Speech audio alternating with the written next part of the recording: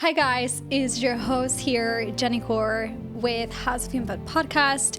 I hope that this episode helps you heal, grow, expand, and become 1% better. If you're watching this, please subscribe and like or comment. That will mean the world. And if you're listening to this, share with someone that needs it. Let's go with the episode. Darren, welcome to House of Impact podcast. You're on the other side of the table today. Finally, for once. I like both sides. Like, I love interviewing, but then there's sometimes where I just love to actually just distill thoughts. I feel like I don't do it enough, so I'm excited. Yeah, amazing. I want to start with a quote that I've seen a lot of you these days on your social media. And you said you don't need talent, but you need to be obsessed. Is that how you start your journey with entrepreneurship, or you just worked hard and then later down the line you realize like I actually need to become obsessed with where I'm going? It's everything, right? So I've never been particularly skilled at anything. So I'm not like the tallest, the strongest, the smartest, as a C student, a dyslexic D student at times. And I used to always think that you needed to be like naturally talented to do anything. So to be like a top level, like, I don't know, even sports star or like executive, you need to be talented. But what I've noticed is that a lot of times talent isn't actually required, because talent can bring you from 0 to 1. So we always see when we're younger, like the best athletes or the student in school that gets like an A or whatnot, and we think that they're like super talented and they're always going to be very successful. The reality is, after a while, we get a bit complacent, a little bit lazy, we slow down. And also what happens is like we think that we're better than the scenario. And this is not intentional. It's subconscious, it's layering, conditioning. And I saw that a lot from competitive sport. I saw it with entrepreneurs when I was quite young as well. People that would enter like, competitions, like startup competitions, they were super talented people.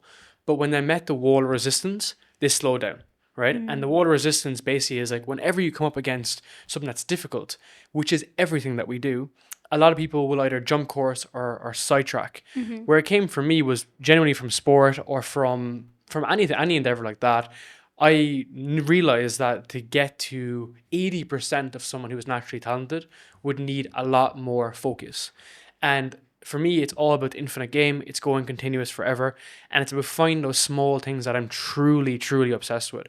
So for me, I tried everything under the sun. I was running raves, I was running e-commerce stores, running brands. I tried to build a passport app. I did every single year through my 20s. I tried to build a different startup and they all failed. And the reason why was because I was chasing the wrong vehicle. And for me, when I took a step back and I wanted to chase like passion instead of profit, that's when I stumbled on the podcast. And it was this continuation of how can we do something or anything infinitely for as long as it takes without anyone being able to interject with my actual plan and goal, and just focus on actually getting better. Because yes, you're getting feedback from people either positively or negatively, but my whole goal was that regardless of the outcome, I'm just going to focus on the input and continuously improve. And that obsession has led to the growth of my podcast, business, relationships, right? You don't want to be obsessed in a relationship, but to some degree you do, right? You want to have that level of, you want to play the infinite game and continue moving forward. And I feel like a lot of people play finite games, get lazy, get complacent. And this is why in their mid to late 20s, they put their finger up and think, what happened for the past decade? Yeah. I think that something that I really admire about you is that obviously if people find your YouTube channel or your podcast now, they're like, he is very, very good. He's at the top of his game. But when before our interview, I just went down to your first very podcast episode, and I think you were in your room with like this, I mean, it was a setup, right? Respect. But and now like you're here, and I think that your pain tolerance has gone up so much because you're like, well, this is going to suck, but I'm just gonna keep going. So how did you actually brainwash your brain to just, it's gonna suck, might not be profitable, or are you gonna keep going? Because a lot of people's like, I want to do this if it makes money, and then I'll feel like you're not. But your approach is complete the opposite, and obviously you're doing very well now. Can you like walk us through what happened there? For sure. So I think the issue for me that I had, the problem I had was that I felt like I was good at communicating. I had great conversations with people before podcasting. Just I enjoyed this stuff like we did earlier. But at the same time, I felt so much like pain and embarrassment when I went to record. Because I was like, why are all the mental aspects of how this should connect not working? Why is it not fulfilling together? And I was looking at these episodes before we launched. So this could be doing anything, your business, your podcast, anything. And it's like, why is this shit? And looking at it like closely, being like, why are we not getting better? And that actual like underlying pain was like, I needed to resolve this. But at the same time, I knew that with each rep, with each individual episode, things were slightly getting better, slowly but surely, but surely. So I remember sitting over my phone like this before I launched a podcast, and I was so anxious. My hands were like shaking, and I was more anxious as to why was I anxious? Because I'm an extroverted person. I enjoy talking. Why do I not like this feeling? And because I didn't like that feeling, was like, I need to keep going to pursue that and to get better and better, because I don't know why I'm not good at it and I don't know why I feel bad about it, but that's enough of a sign to go all in on something, right? And as you pointed out, the first couple of episodes were done with like a $60 microphone, a poor laptop camera. I even stuck my phone to the wall. It was just horrific. But each rep was an opportunity to just make one micro adjustment. One tiny micro adjustment can also lead to like an entire life a year later, right? 1% better a year, 1% better a day is 37 times better a year. And I want to take that frame with nearly everything I was doing. So when I saw that number increment, and this could be anything, it could be a post on Instagram, it can be a post on LinkedIn, it can be a post on YouTube, with every video, when you're actually consistently looking to get better, that's the goal, right? That's the entire goal. And I remember hearing How to Be say that you could be consistently shit for 7 years if you don't actually make changes. So it's about looking at where we are currently. This could be to do with your content, your business, your P&L, your relationships, and looking at where you are, naked at the numbers, being like, why are we not growing and where are we currently at? And if you're familiar with the flywheel process, it's you do something like a flywheel, and every time you go around the flywheel, you want that flywheel to get better. So if you imagine if you were building a well, you could have a hand pump, and every time you pump the hand pump, it gets water out, right? It's a manual process. A flywheel is like a wheel that would generate the water. So every time you go around, it gets better and better. So what I try to do with a lot of my content is look at what are we creating, look at the impact, look at who it's helping, how it's helping, and basically what we want to achieve with that piece of content.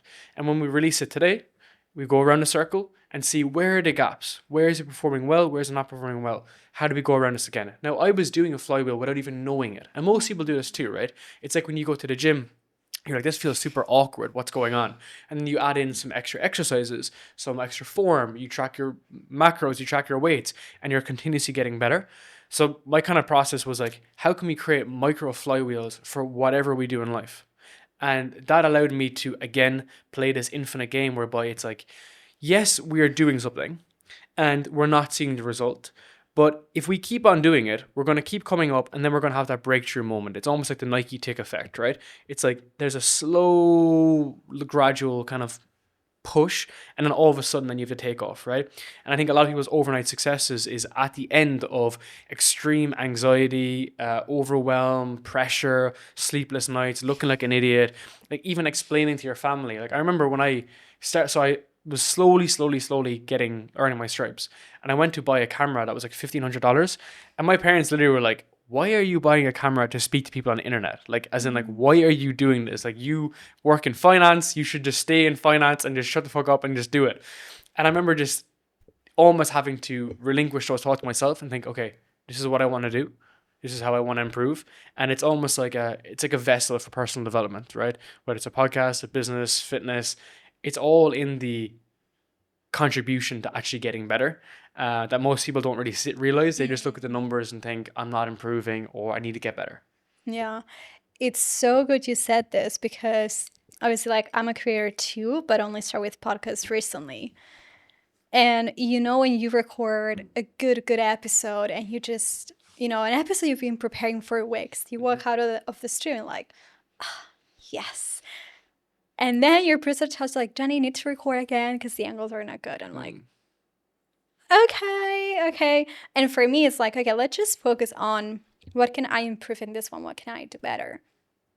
But in your case, it's also you don't lose if you don't stop. But I think a lot of people, especially you see with podcasts, they stop very early on. What got you to keep going, like on the early stages of your journey? Because you also had your banking investment job, which is a lot to deal with.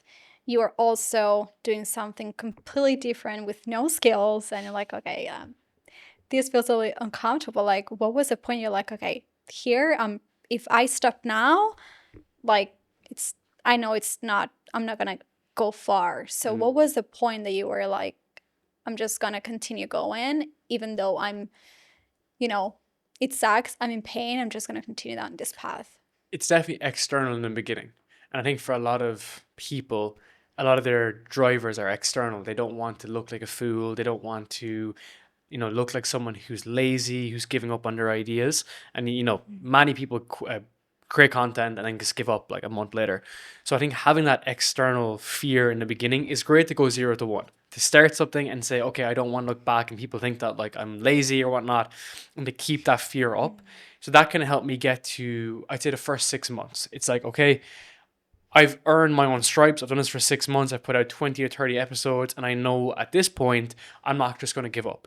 So I think at some point, the external driver slows down, and then it's more of an internal driver, which is like, I'm actually improving. I'm getting better. This is contributing to my own values, and it's something that I hold valuable. Like most people don't even know what their values are, right? So it's like a way to be able to decide who do you want to become, and it's almost like a vessel for you to become the person you want to be, right? And I think that helped me, that beginner mind allowed me to focus even on my business in the beginning, because I took those principles thinking, what do I not want? I do not want to go back to a job in finance. I don't want to go back to my old boss who was saying I was doing this wrong and this wrong, this wrong. So that fear in the beginning is a great motivator to get you moving. But over time, you need to cross that over and actually have genuine reasons why you're doing something, like genuine reasons saying we want to build this business or we want to build this brand in this certain way, and you almost forget about that. I think a lot of that is subconscious. It's like we get up and running and then we want to keep on going. I think that will also like never end to some degree, because even the biggest people in the world, they don't want that pushback, that negative pushback of they launch something and it failed or whatnot. So having that initial driver is important, but then also realizing that failure is not actually real. Like it's something that me and you determine based on like the worldview, right? There's no other species in the world that determine failure to be real. Like a manatee in the ocean doesn't go out and say I'm a failure or not for bringing back seagrass, right? The difference with this is the fact that we perceive ourselves to be successes or failures. And part of the finite game is that everyone who is not a success is automatically a failure. And I wanted to drop that entire approach to myself, because just like this, right? You don't win at fitness, you stay fit. You don't win at recording podcasts, you just keep recording. And you don't win in business, you just keep building. So having that idea in my mind allowed me to keep going, right? And the biggest issue I'm seeing right now with creators is the fact that they're looking at the bigger people, right? They're looking at the people that even have 50K or 100K or 200K, thinking that how can I possibly get to that stage where I'm at right now? But what everyone has to realize is the fact that they were also there 2, 3, 4, 5 years previously. And everyone's growth and trajectory is completely different, right? I grew way more on YouTube before I even grew on LinkedIn. I wrote on LinkedIn longer than I wrote on YouTube. This is funny, right? I have 10 times more of a following on YouTube than I have on LinkedIn, but I was longer on LinkedIn. That's crazy. And it's just wild, right? Because we don't know how the world will react to what we have, but we have to put in the inputs. So you made a really good point, right? Saying that, you want to focus on getting out good episodes. What I think people need to focus on is just taking that step back and making sure that they're doing all of the right inputs, so that therefore what happens outside is up to the world, right? It's ongoing, it's evolving, it's changing. But if you were to look back on your week and say, you know what, we nailed it. We got out all our posts, we're improving, we're reviewing our work, we're getting better, and we're happy, we're proud of what we have, then the outcome will often take care of itself, right? It's the same with fitness. If you're trying to get fit, trying to get healthy, you don't see the impact immediately. But then 4 weeks later, you're like, oh, I look a lot better now. I feel better. I'm sleeping better. So it's almost like that slow, gradual increase is what actually leads to like a better outcome effectively. Has the way you view failure now changed versus how you view failure when you just start your business? Absolutely, because I think in the beginning, especially men, they view failure in the context of their friends. So if they fail, they think, oh, well, this guy over here is going to think this wrong about me, whatever. But you are already winning if you start. So you're already 90% ahead of most people when you start. You're 99% ahead of most people when you continue. So if you were to build, like you've built your brand and your business, you're already so far ahead of the average person, right? The average person who's sitting there complaining, gossiping, watching sport, drinking beer, just lazy, right? So if you were to fail on paper, you're still already so far ahead. And I spoke to you earlier about this, saying that the skills and everything you've learned over the past 5 years puts you so far ahead of so much people that when you go to start something new, it's okay. You can go again because you know that you're already ahead. And I think the best way to analyze this is through the lens of time. So when we come out of university or we start our first business, everyone thinks that we're the same, right? And people pat you on the back, like, well done for leaving your job and so on. But 2 years later, we see the separation. You are where you are today because of the actions you put in for multiple years, right? And people look at you then and say, whoa, like you were up here already for doing She's all that lucky. work. Exactly, right? You're already smashing it, okay? You're already so far ahead. And because of that, all the other things like the failures, the losses, the challenges, the obstacles, they become obsolete in the context of where you begun, right? So even for us right now, if we get to the targets we want to get to, fantastic. If we don't, we're still miles ahead of that initial starting point. And therefore, it also becomes an aspect of comparing it to yourself, right? Because I think what served me really well was the fact that almost I think a lot of successful people have like a superiority complex, right? They think that they're bigger than the existing system, they think they're bigger than the existing business, and therefore they're not competing to other people. And I'm trying to almost not compete with anyone in that regard, saying like, are we actually getting better? And that's the main focus. And if things blew up, if the house blew up tomorrow, at least we knew that we were actually improving and putting everything into it. The second side of that is I think that when people, you hear these stats like 90% of businesses fail in the first like year, and of the 10% left, like 90% of those fail in the next 5 years. I think it's actually down to a lack of effort. I think if you were to give absolutely every single thing into building your business and building your brand, it is inevitable it's going to work. But if we go back to the actions, and if you slipped up on the actions that you went to take, that impact on time has the biggest profound effect because you didn't do the actions you were meant to do from year 1 to 2. So therefore you didn't get to where you wanted to be at year 2 and 3. And I think that's how we kind of understand like the root cause of like why businesses fail, why people give up, why you're not doing these things, is the fact that it's not to do, you don't want to become another statistic as to why you were successful or a failure. It's like, can we control all the controllable elements? I think a lot of life people put things up to chance, right? They say, everything has a cause and effect, and if it happens, it happens, and so on. Whereas the reality is that you can actually control 90% of the variables, and then there is an element of luck, there is an element of like scenario and whatnot, but for the most part, you will create your own luck, right? And I think a lot of your 20s should be around increasing the surface area of luck. Like, how can we put ourselves in multiple different positions and try our best at writing and speaking and sales and marketing to increase the surface area of luck so that the chances of failure, which don't exist, decrease, and the chances of success, which also doesn't actually exist, increase in the context of things, right? And it's all these like social conditioning variables that we are like conditioned to believe. Whereas if you just remove the labels and focus on the small things, you'll get to where you want to get to. Yeah.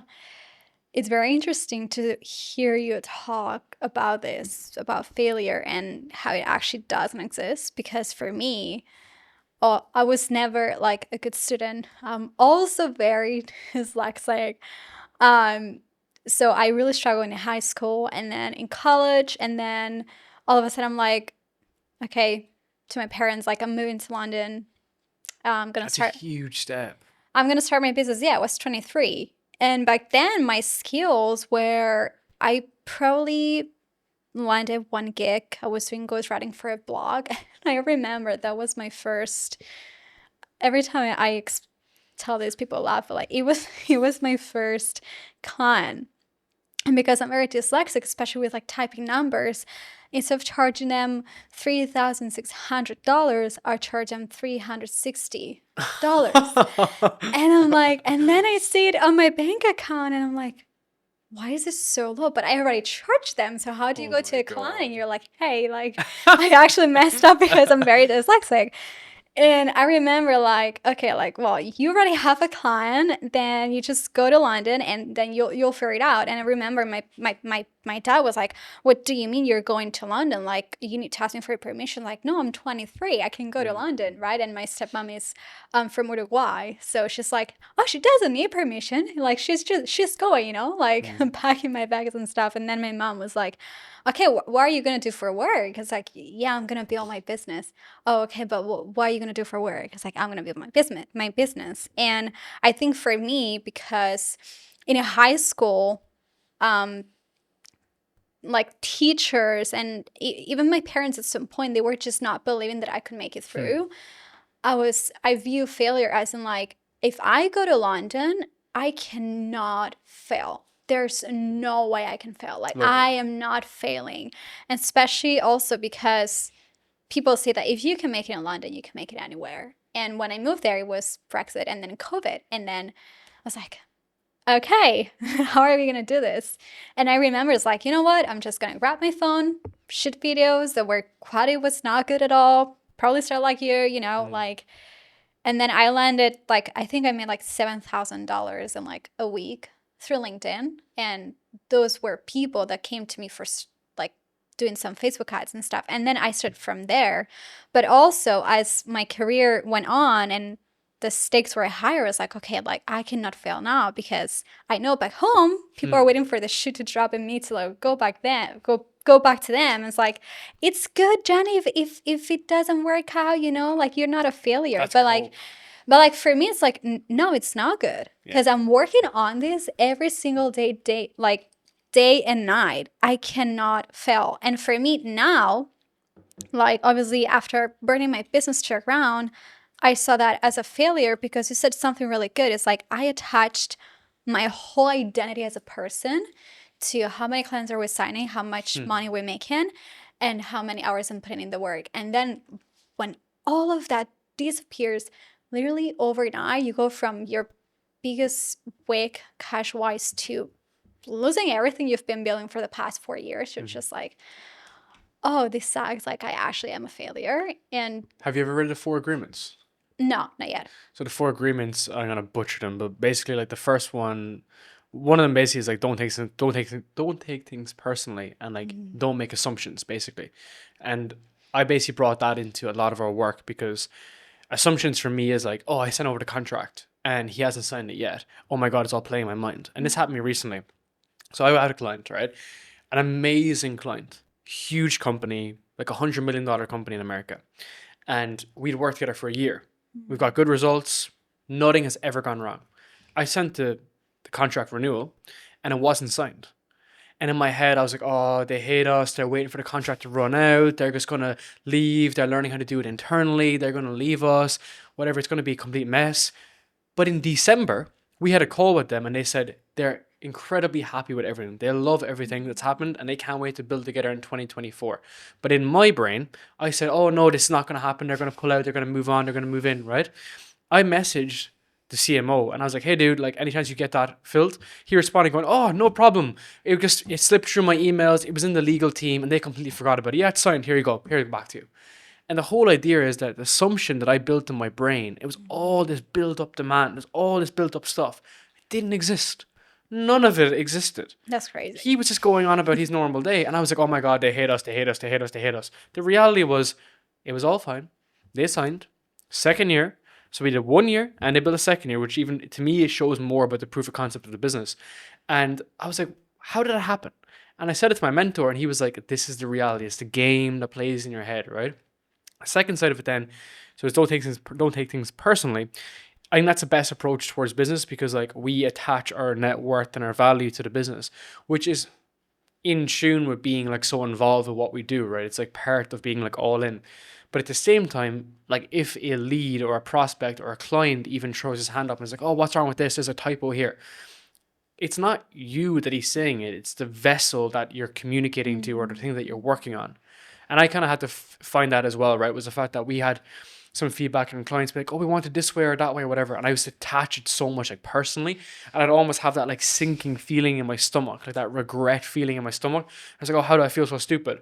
That feeling for me is the feeling I used to feel in school when I was like this like dumbass kid, right? It was like that feeling of like, oh, like I'm not good enough, whatever. And I had to like almost let that go. Now it still pops up, it comes through the ether or whatever. But at the same time, the more I could disconnect my own like net worth to the business or to the vessel or to the podcast or whatever, the more I was able to just flourish and just do its own thing and operate its own thing. And the way I kind of see this is like when we kind of run these cash flow small client businesses, because we're the key person of influence who does the writing and brings the team and all this, we attach so much self-worth to it. But when you buy an iPhone and you crack the screen, you don't think, oh, Steve Jobs. You just think my iPhone broke, right? So we almost need to like build things that are bigger than us so that we're able to not feel the emotional lows as well as emotional highs. And the way I kind of see this is like if your emotional state is between 1 and 10, in the early stages of your business, you're always at 10 or you're at 1. You sign the client, you lose the client. You sign the client, you lose the client.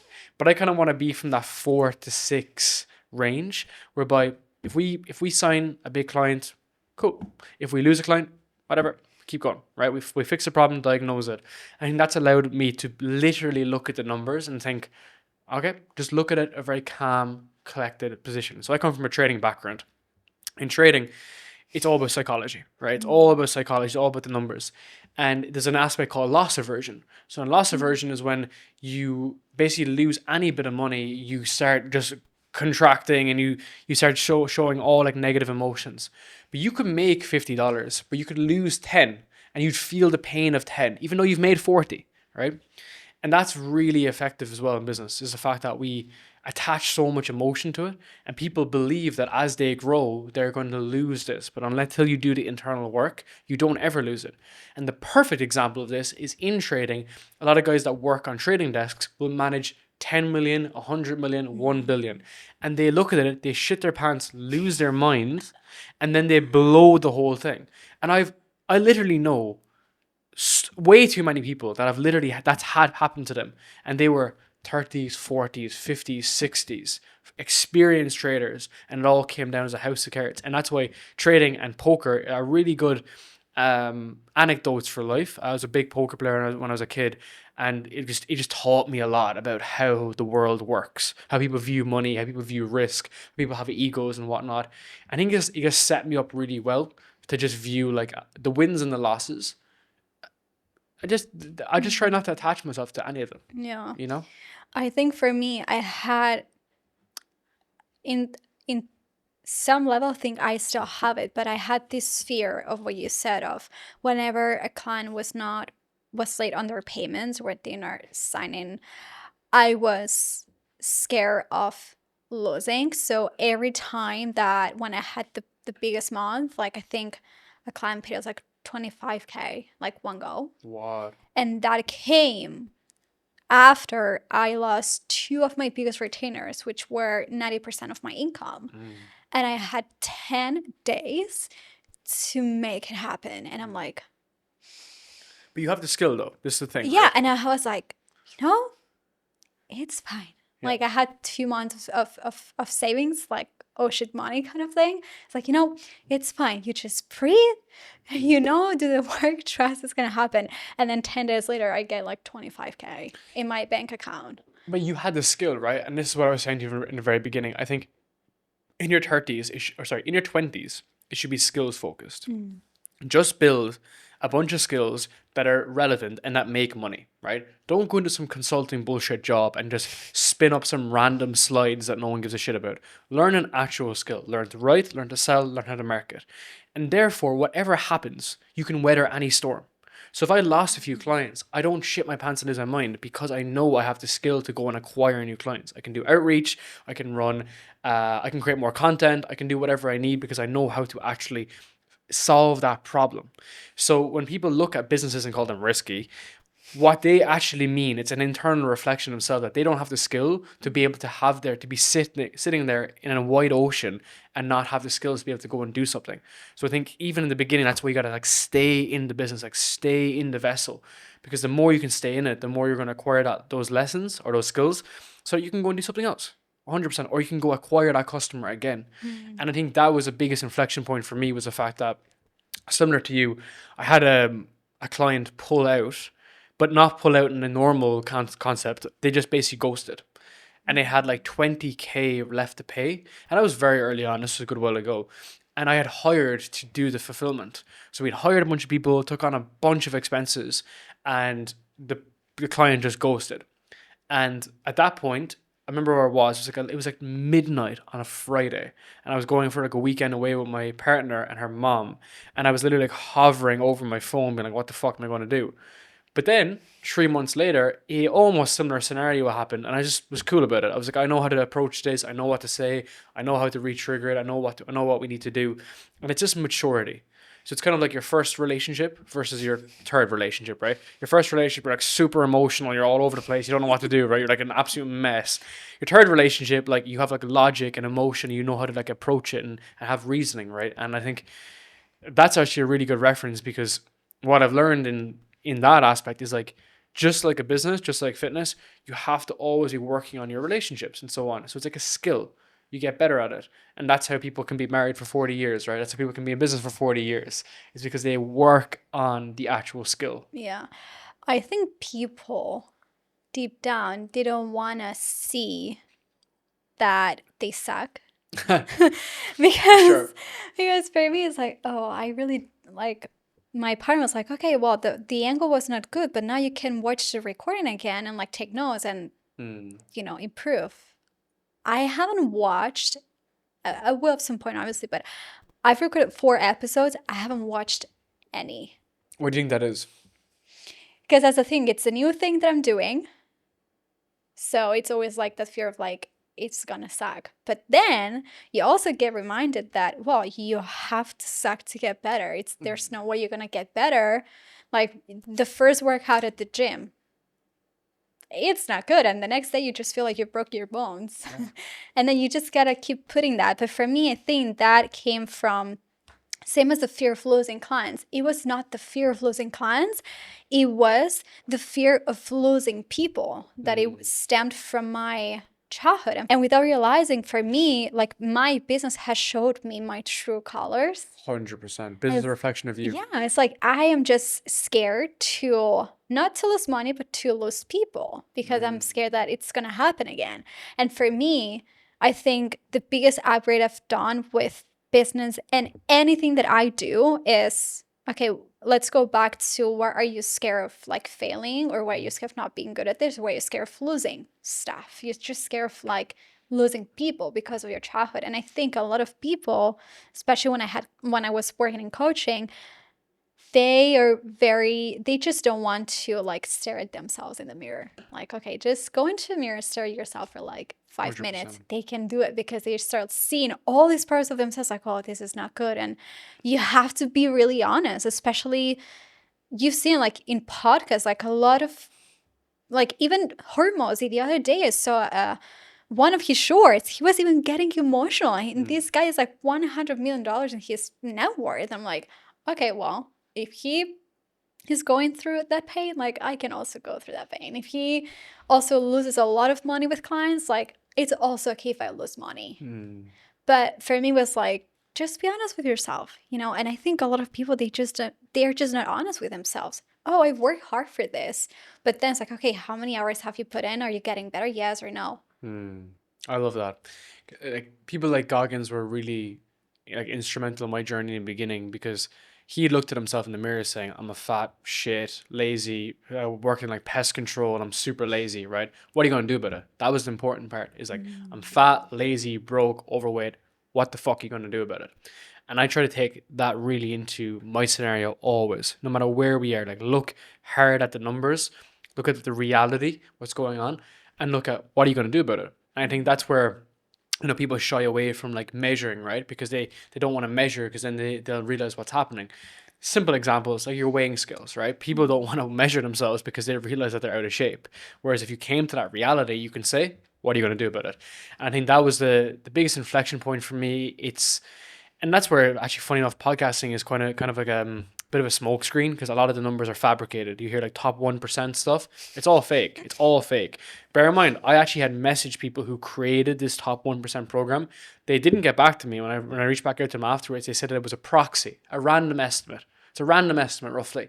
And then people attach their entire net worth to, I'm a 1% podcaster, like such like loser mindset versus where are we actually like. And I've actually taken on shows on our podcast where we bring in an application process and guys will reach out to say, I'm a top 1% this, da, da, da, da, I'm amazing. And I say, okay, can I see your numbers? Yeah, they get 100 downloads per episode. So I'm like, you're top 1%, but you have 100 downloads. Genuinely, it's all a smokescreen. And I'm like, dude, like, I'm not Chris Williamson, but I can look at that and say that, like, that sucks, basically. And I don't know, I think it's just a lack of awareness. And that's just kind of, you notice too as an entrepreneur, it's like people talking revenue versus profit, right? And they're like, I make like this amount of money, but it's revenue, and it's also not even true.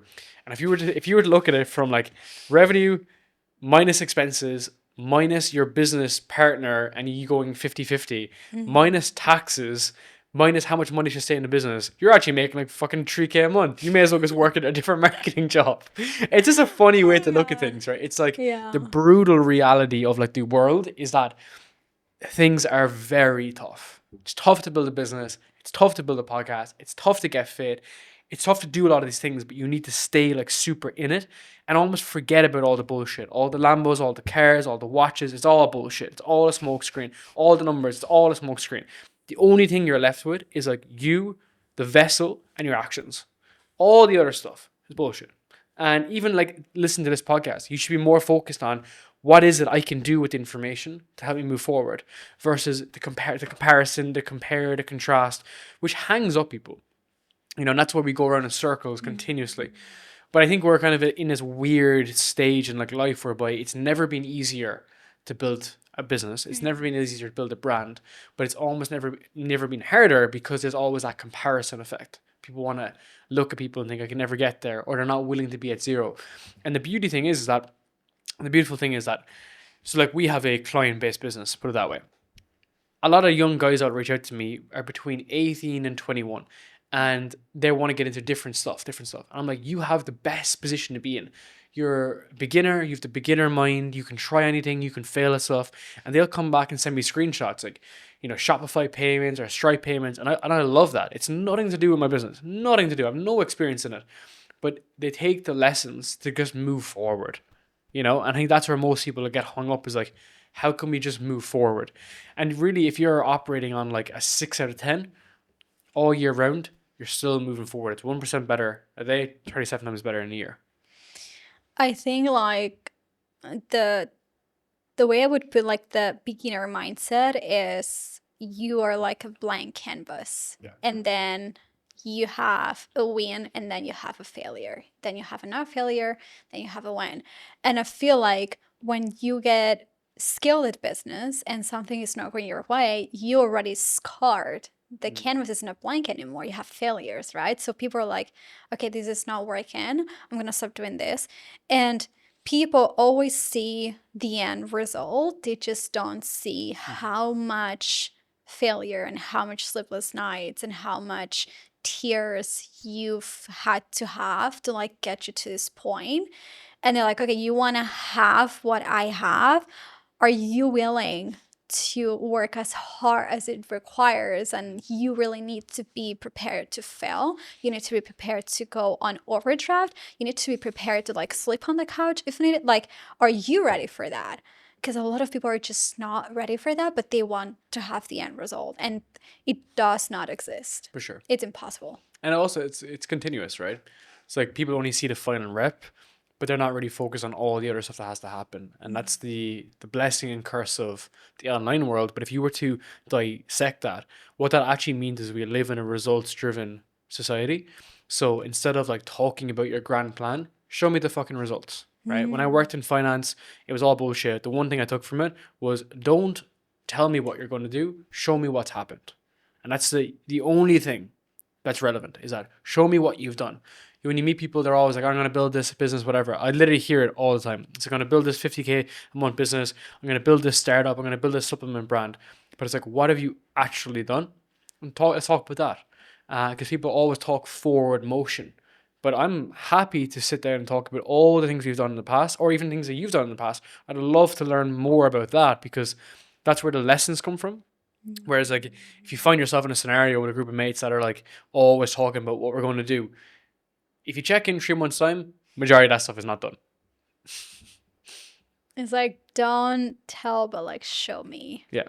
And I think that actually goes through anything, family, relationships, health, like, because I can put a plan, health plan, like fitness plan, but then I just don't do it. And then it's like, okay. Yeah. And then you just take a screenshot for Instagram to see that, you know, you're doing something, but just haven't done it. And I think for us entrepreneurs, like I had this conversation with my partner that like 2 days ago, and he's like, I just realized that I do half-ass things in a lot of areas, and that also shows in the business too. And he was like, you know, whenever you're not happy with something, you tell me, because a relationship also needs to be excellent, right? It's like, well, okay. And then I was at the gym, I was like, okay, like I can see now why a lot of things are taking longer, because I'm doing half-ass things when I should like be in it, like all in. And I think you mentioned like you strive for excellence in all areas of your life. How do you manage like to show up the best you can with your business, and then in your relationship, in your friendships? Because I would suppose that you have a very closed circle of friendships. How do you combine all of that? It's narrowing the focus. So instead of trying to do everything, if you try to do everything, you do nothing, right? You can have anything, but you can't have everything. And I'm a big believer in that. I think that you can do whatever you want, but you can't do everything. And there's different seasons of your life for this. So especially for me, when we're in like the building phase, we really want to grow like a successful business, make sure it's really effective, we've good client success. We need to be all in on that vertical and having that narrow focus. Now that means we need to sacrifice on other things. So when I first came to Bali, several times I've started and restarted surfing, and I've gotten into it, I've gotten really good at it, I've really enjoyed it, and I've surfed on like different beaches. But sometimes when I'm on the water, I'm like, should I be doing this, or should I be back doing what I'm meant to be doing, which is like building the business, right? And obviously there's room for like health and stuff, which is like the gym and like walking and whatnot. But I just think about that, we need to narrow the focus, right? Because as time goes on, you see the impact of this. It's like, I could have done my 1 year plan in a month. And I always think about this, is like, where do we want to get to in a year? How can we do that in a month? And that could be either you pay with your wallet or you pay with your time, right? You pay with your time and learn it the hard way and graft and grind and do the sleepless nights and spend many years at it like I did in my podcast, or you can just pay with your wallet and bypass it, right? So there's that side to it. And I think focus is massively misunderstood. People don't understand it. People don't understand the reality of it. Focus to me is really reducing the amount of variables in my life to control what I want to control and to get the most out of them, right? So when I moved into my new place, I live in the middle of nowhere. I don't live around anyone. I don't know anyone. There is no Westerners near me. I have all my food made for me every single day. My gym is next to my house. I have very, very little interaction with the outside world, which is why I can focus in on what I need to do. Now that may seem extreme, but to get extreme results, you need to take extreme measures, right? And what I realized, again, back to not being naturally talented, fit, strong, smart, the biggest network, I need to make those sacrifices to get that.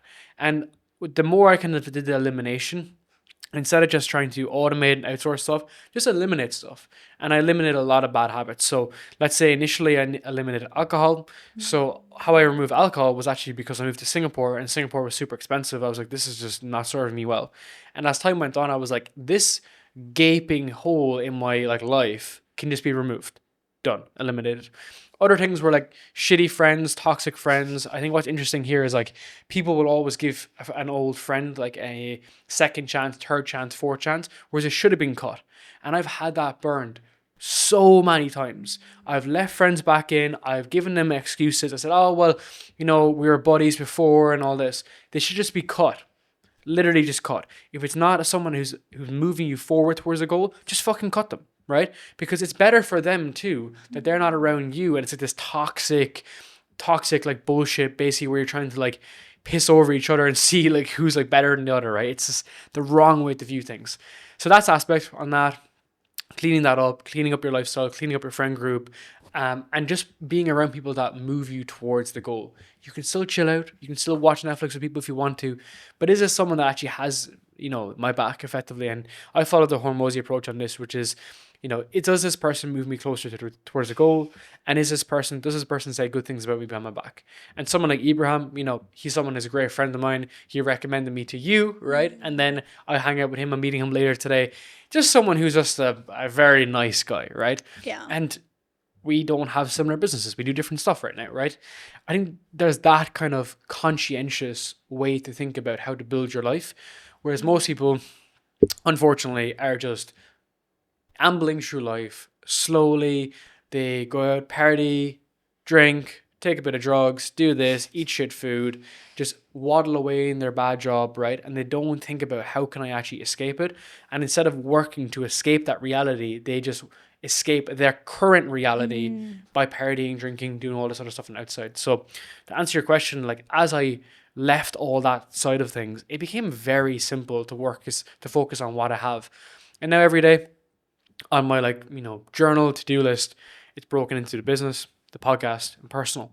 And that may seem selfish, but you have to take care of yourself before you can take care of other people, right? And you kind of see this quite a lot. You see this a lot with like young parents and so whatnot.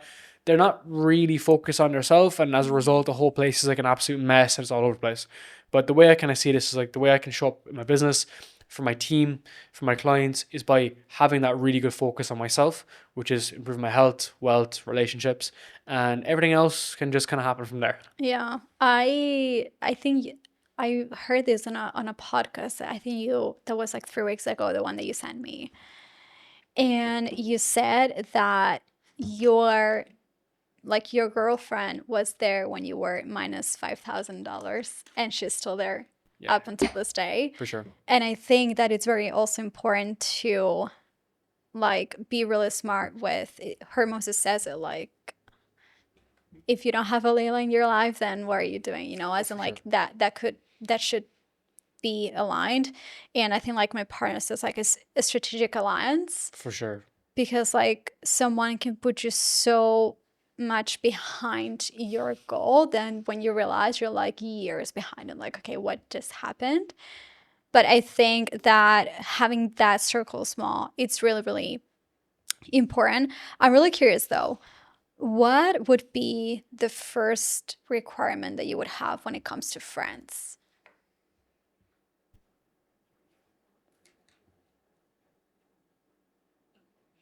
I think they also want to further my goals as much as I want to further their goals. And you could call that transactional, but I think that's just the reality of the world, right? Is that if I can help someone become better, improve their life, improve their business and what they do in the world, and they can do the same thing for me because we have a mutual understanding, I think it's a great way to just help one another, right? Because we're not in this giving society whereby I need to take. I want to give you something, and of course we have an exchange.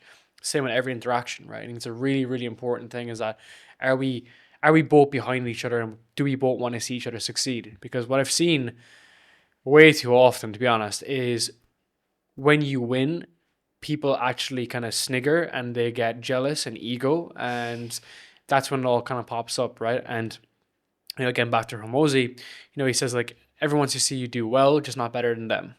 And that's when we go back to when I left my job, everyone like claps in their hands, like, well done for leaving your job. I'm so proud of you. But what they actually are happy about, I think, at a subconscious level, is you have a decreased status. So you've decreased your status and now you're effectively broke, right? I'm unemployed, basically, right? And I'm building a business, I'm unemployed. And then when they see you grind, slowly get results, and then break through, they're like, wait, what the fuck? I was just out partying for the past year, and then this guy is like currently here. And that's when all the ego comes up, and it's a massive like issue and so on. So they wanted to see you do well, just not better than them. And especially as time goes on, the disparity increases. I have a couple of friends. Like I got off a call with a friend recently, and he's doing like 250K a month. And he said it to me on a call, and I was just like taken back by it. I was like, Jesus Christ, because I remember when I met him here recently, he was doing like 60, and it's only been like 9 months, and I was like, man, that's incredible. Like, I'm super proud of you, super happy for you. We got off the phone, and I actually sat on it. And I was like, Jesus, like that's amazing. Like, it's actually amazing that someone can do that. And the guy's young, 24, 25 years old, and it made me realize back to this is like when we're all kind of the same, like it's all fine, let's go for a few beers, whatever. But when someone like takes off, do you actually have their back, or do you just say that you have their back? And then there's a separate side of this too, which is called the law of association. So basically, people want to be associated with people that are like successful, right? So there's like a Hollywood actor, I think it was like George Clooney or whatever, and he was winning all these Oscars. And he sits up and he goes up to collect the award, and he said, I want to thank my family, the production team, and also my high school friends. And he walked away, and everyone was like, that's kind of weird, what the hell? And a social psychologist, Robert Cialdini, looked into it and realized that what he meant was, because he's from this small town in the back ass of nowhere in America, that because people had associated with him as a kid, they now associate him as to be a friend. So if you said, I'm from Alberta, and they were like, oh, that's where George Clooney grew up in. And he's like, oh, he's like, yeah. It's like, oh, that's amazing. You must know each other. It's like, yeah, it's a law of association. So you kind of be aware of that, right? And I've definitely felt that, because we go all the way back to the pain, to the embarrassment, to the loneliness, to anxiety when I was building the podcast. I can remember vividly when I needed encouragement, it wasn't there. Right? It wasn't there. When I needed the help from the so-called friends, it wasn't there. And then when it's all rosy and it's built and the business is built and it's running autonomously and you're showing up and you're killing it, whatever, the people want to be there. So the reality is, people clap at the beginning Don't and say, forget well about done. me when you're rich, kind of Right? thing. 100%. And then in the middle, when you're in the debt valley in the middle, they don't want anything to do with you. And at the very end, very, very end, they clap, right? And let's use an example of a marathon. When you start a marathon, everyone's there clapping, da da da. When you're 30 kilometers in and you literally like are in the worst state ever, no one is around. You're in the middle of nowhere. But then when you get to the finish line, everyone's at the finish line. And it's just taking that in, it's just being aware of it. Because if you're not aware of it, you'll get burnt. Yeah. And I got burnt several times. And now it's because I have great people in my corner, like it's like a boxing match. I have great people, coaches, mentors, partners in the corner to say, remember when that happened like 6 months ago? We got to make sure that doesn't happen again. And what's our focus? Our focus is building one of the biggest podcasts in the world, the biggest online business podcast, and really helping thousands and thousands and thousands of people and building a great business. Is this random conversation with this random person who's just trying to get something off us helping or detracting from that goal? And you need to be selfish, right? In that regard. I think for me, like, everything became way, way better in my life when I cut out drama. And that means friendship drama. And especially as a woman, right? Oh man, it's like, you're a woman, you're a drama. And with my partner, and in London. Oh my gosh, yeah. Like, with my partner, when we started, like, if I look at, so I've been living here since November. Before here, we were in Barcelona, so I haven't been in London since October. We're going back in May. And the friends I had when I left are completely different to the friends I have now. I was traveling so much. Like, I went this by myself. I went to Dubai, and then I went to a girls' trip. And then people were like, "Oh, I'm not gonna let you know where we're gonna hang because you're just not in the country this day. You're just, like, living your best life." Like, it's so nice to be provided for. It's like, well, all these trips that you're mentioning, like, these are being provided by my business.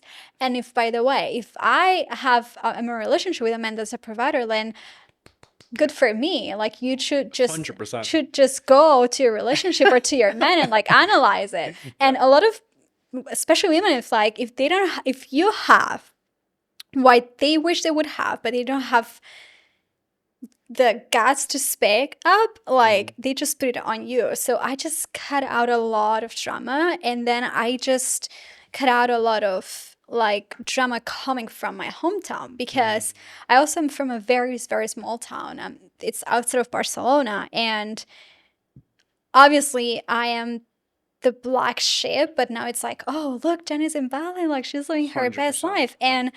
like, my family always says, like, Geni, you just forgot about us. You just don't remember your roots. I'm like, no, I do know where I come from, but I got myself here because I detached from the Geni I was when I left. It's the hero's journey, right? You have to go off. If you look at like all like movies, right? If you look at like Lord of the Rings, Frodo, whatever his name is, he goes off into the like whatever wherever he goes, right? Into like the forest basically. Because he detaches from that. You need to go there and like basically pull yourself away from that world. And then you hold on to like your family and help them, right? Like the first thing I did when I made money was pay off my family's mortgage. It's the first thing I did. And the next thing I did then was bring them here. And like I'm soon to be like I'll be engaged soon, I'll be married soon. And it's everyone joked about this initially, or people laughed, but my idea was to build like a monster villa basically in Asia from my parents and then my partner's parents.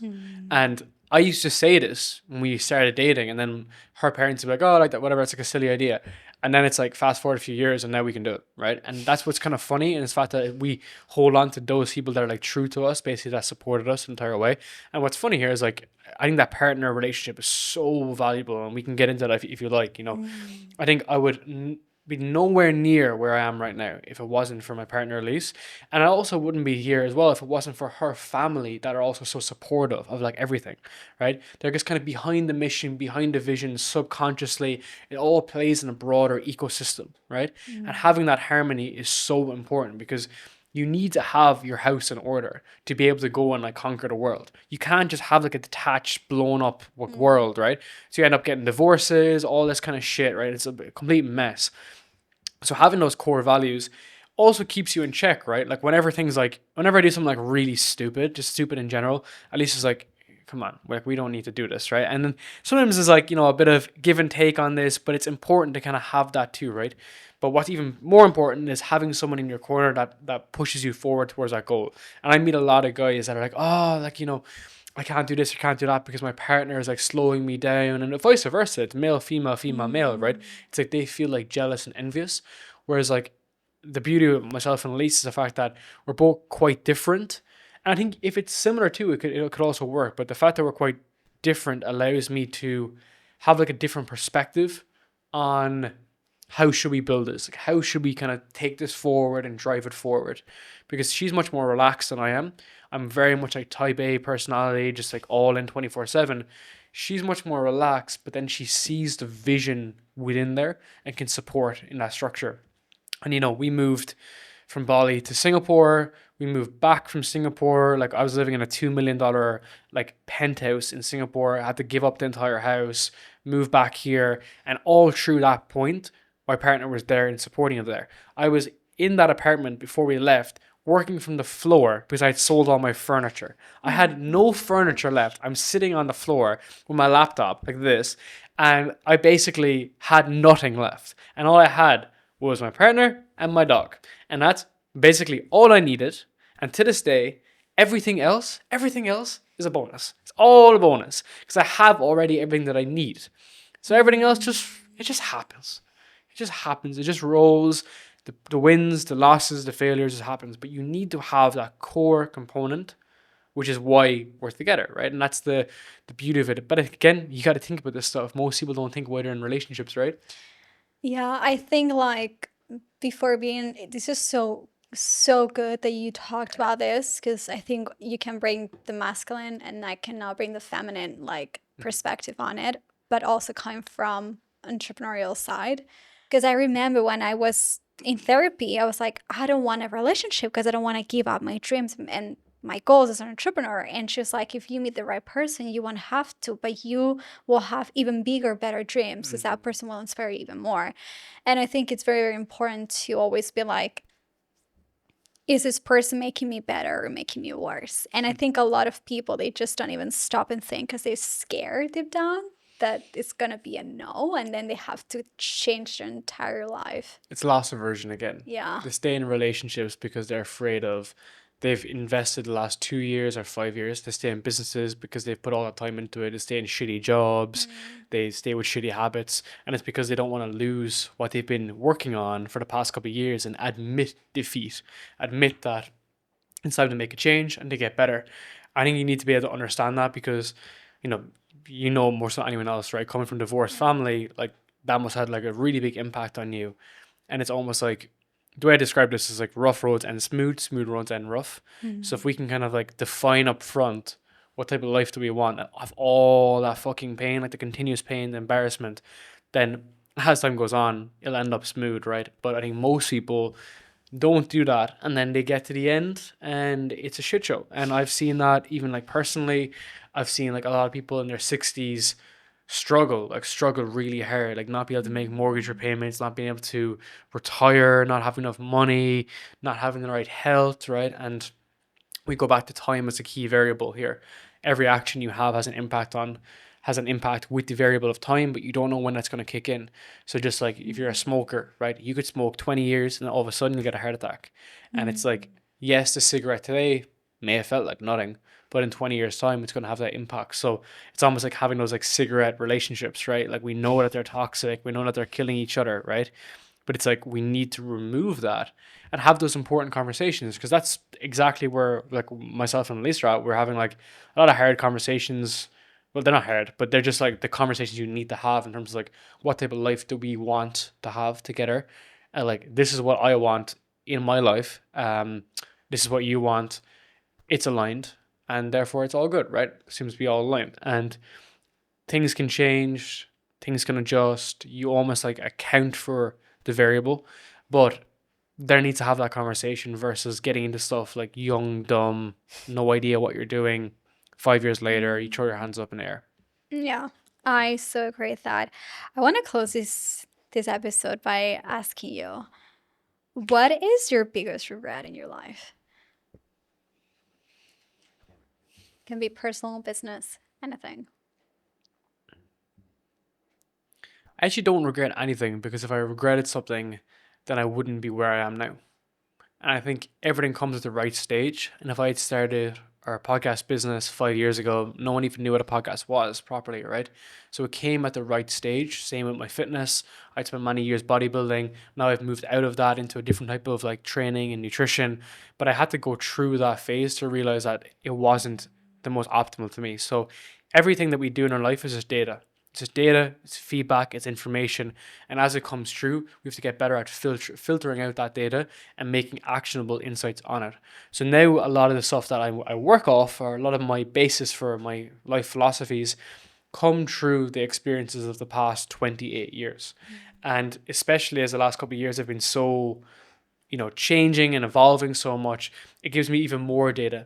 So I think if I was like this young 21-year-old like entrepreneur getting into like the agency space 7 years ago, you could say, "Wow, you make like millions then because it's fresh and new," but you wouldn't have. You would have just given up at that point, and that's exactly what I had done at those years. Right, I'd given up the e-commerce stores, the Shopify stores, the brands I was building, the apps I was building. I gave up on them because I didn't have the skills. So as I look forward, like I want to be looking back on these episodes in 2 years' time, being like, that kid knew nothing. And that's the beauty of it, right? That's the Yeah. beauty of always improving. I'll even look back at my podcast from 3 or 4 months ago, or even when I gave up alcohol and checking those videos and seeing how much things have evolved in my just life philosophies and whatnot. And that's just the beauty of it, right? That is a full beauty of it. And I think if we can look through that lens, we can be more, I say more like intentional with our actions and be like, right, okay, we're currently here. We want to get to here. Yes, there's going to be a few hiccups and whatnot, but I can invest the time and energy. And that's really what I'm trying to focus on, is looking at my highest leverage play for the next couple of years, thinking like, where can I push from here and use our podcast and improve our podcast and get better in such a way that we can help more people. So it's like, what's the highest leverage play? And that's an ever evolving, ever ending discussion that will keep on going. Okay. Well, Darren, thank you so much for being in this episode. My pleasure. Hi, guys. It's your host here, Geni Cor. If you made it this far, I hope that this episode has helped you heal, grow, expand in some way. It would mean the world if you can subscribe, like, and comment, because it's going to help the podcast grow massively. Your support means the world to me and to my team. And we're just gonna bring you better content, bigger guests. So please just support the podcast if you can. And if you think this is gonna help someone, please share it with them. I'll see you next Thursday.